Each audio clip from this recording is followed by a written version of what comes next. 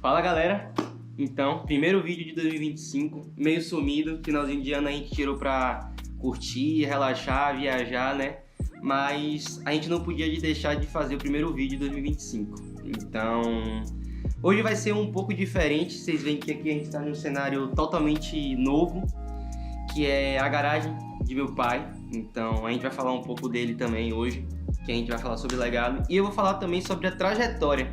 Falei como eu comecei, né? Como eu me tornei programador. E a gente vai falar também sobre a trajetória agora, sobre como programador, as empresas que eu trilhei. E também tem uma novidade, né? Que, como vocês já perceberam, eu tô na empresa que eu sempre quis trabalhar. Desde que eu comecei minha carreira como programador, eu tinha uma meta de trabalhar nela e hoje eu consegui. Mas eu vou explicar também para vocês. Então, sem mais delongas, vamos lá. A gente tá aqui na garagem porque meu pai e minha mãe sempre me ensinaram muito sobre legado. Então, quem você quer ser para as pessoas que estão próximas e o que você quer que as pessoas carreguem no momento da sua partida. Então, para quem não sabe, eu já perdi meu pai. Perdi meu pai com 18, 19 anos. Em 2018, ele acabou falecendo, né? De morte súbita. Então, foi algo muito abrupto. No sábado, a gente estava comendo pizza. No outro dia, meu pai estava falecendo. E ele sempre me ensinou muito sobre legado. Então, aonde você estiver, tente deixar o seu nome. Tente fazer as pessoas lembrarem de você. Tente ser marcante. Não naquela forçação de barra. Então, tipo, eu sou Haroldo, não sei o quê. Não, seja você. Porque você sendo você na sua roda de amigos, você sendo você no seu trabalho, você dando o seu máximo, seja em qual vertente da vida seja, você vai conseguir deixar o seu legado. E quando eu me tornei programador, tem um vídeo falando sobre, que eu posso deixar aqui nos comentários, eu sempre pensei nessa palavra. Então, legado acompanha muito a minha jornada como programador, né? Então, como eu falei, na minha trajetória, eu já participei de 3 empresas. A primeira, que foi a Charão. Então, na Charão, eu entrei a partir de um convite de um amigo, em uma conversa despretensiosa. Como eu já falei, né, no vídeo como me tornei programador, eu entrei lá, não sabia absolutamente nada e só trabalhava com Power BI.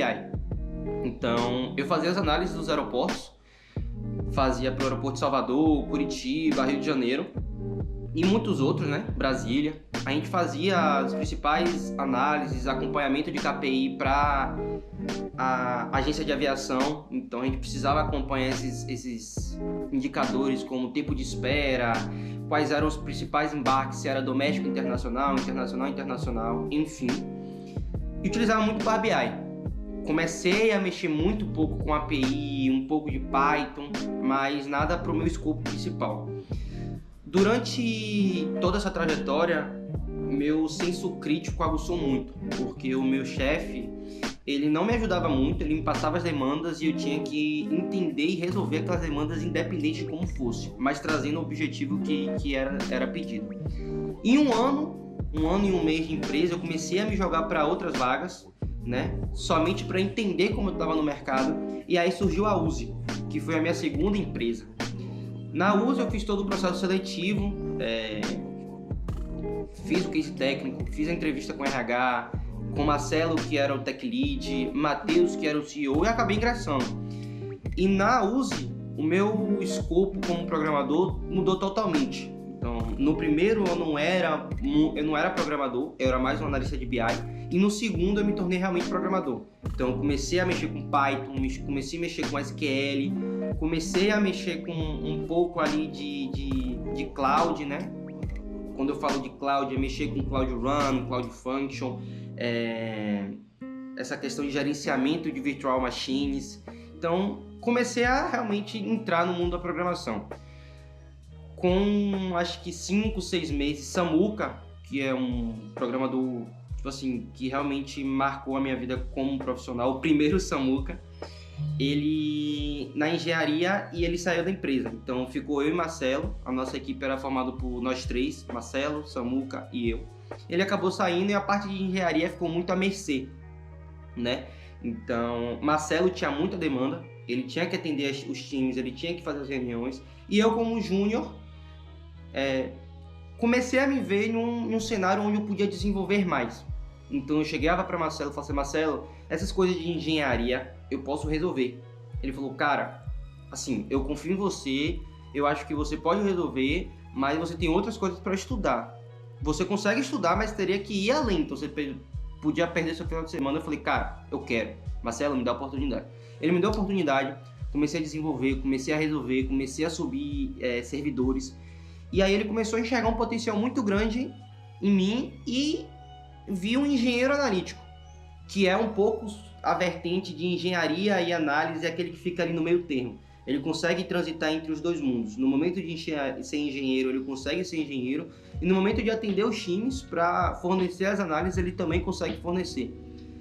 Ele não tem uma bagagem muito grande para engenharia, né? Ele não é aquele engenheiro que sabe tudo de tudo. Não, ele sabe uma engenharia bem pautada, mas ele gosta mais da análise.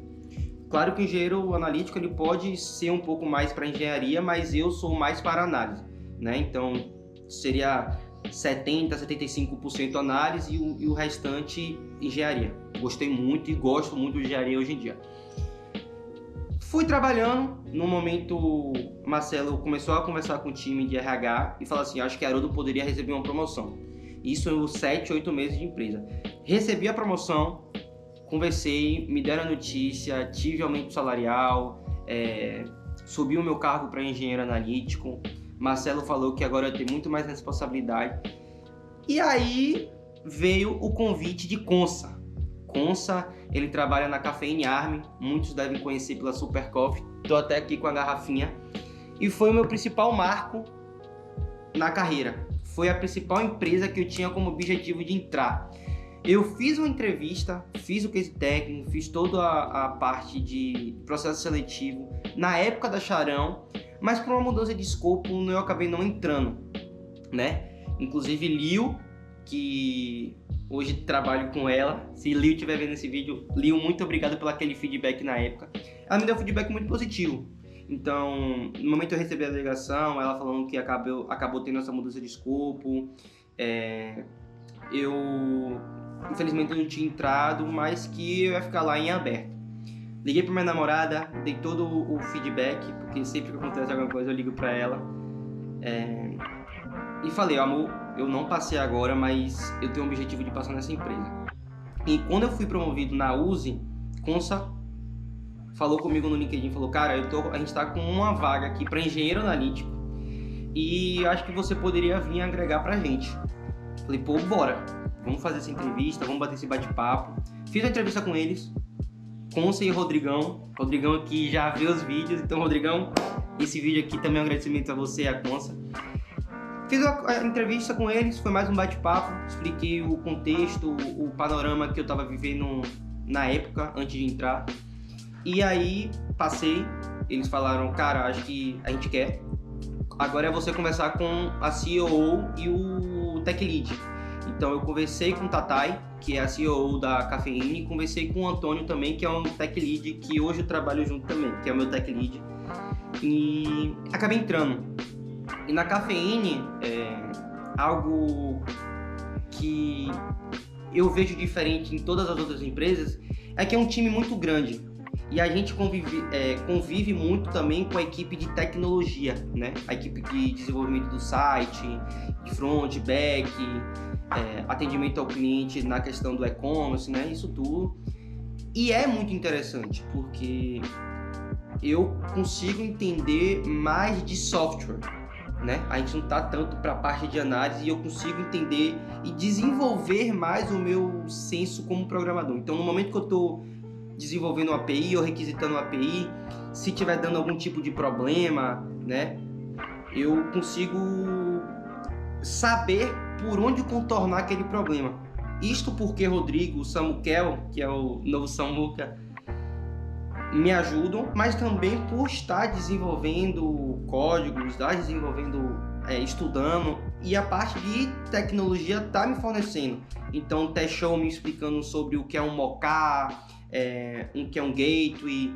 Então, isso vai desenvolvendo mais, me tornando mais programador, né? Me desenvolvendo ao decorrer da minha carreira e como programador na minha carreira. Esse vídeo foi justamente para falar isso, né? Eu hoje faço parte do time como engenheiro analítico. É o maior time que eu já trabalhei com programação. Então, nosso time é formado por eu, Samuel, Bel, Gusta e Rodrigão, né? Então, todos dentro do meu time são monstros. Então, Samuel, surreal em engenharia.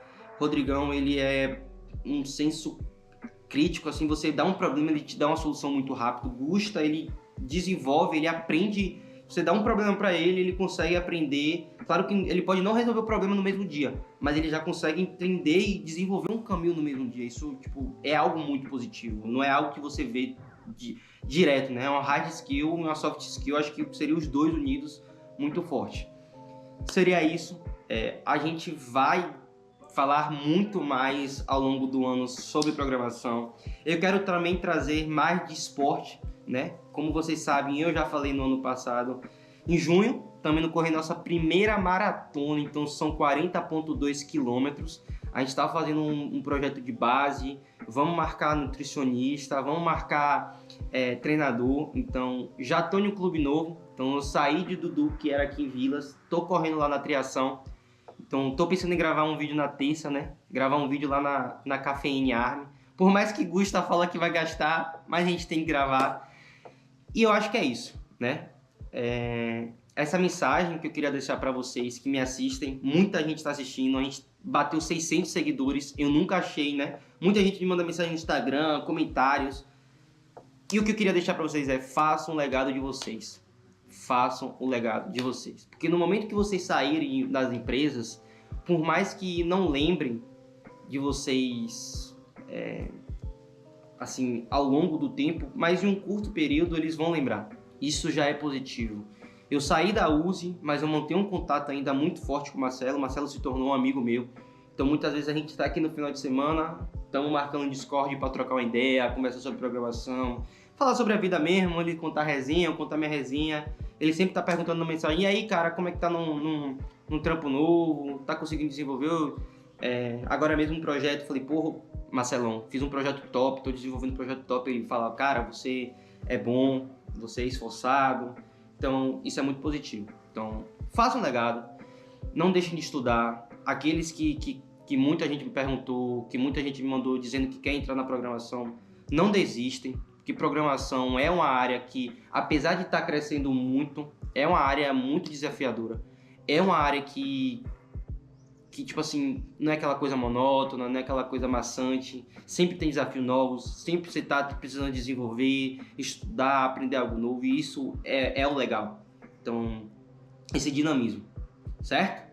Então, terça, acredito que vai ter vídeo. Estou pensando em fazer um outro vídeo também falando o que os Tech Leads esperam de um júnior. Quero gravar com o Rodrigão e com o Marcelo.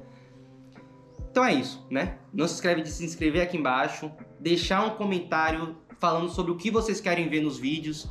Eu quero ver treino, eu quero ver sobre Python, eu quero ver sobre SQL, eu quero ver sobre o que é que você dá de dicas para uma pessoa que está ingressando na área. Me forma esse ano, muita coisa para acontecer, beleza? Então vamos nessa, que 2025 promete. Tamo junto!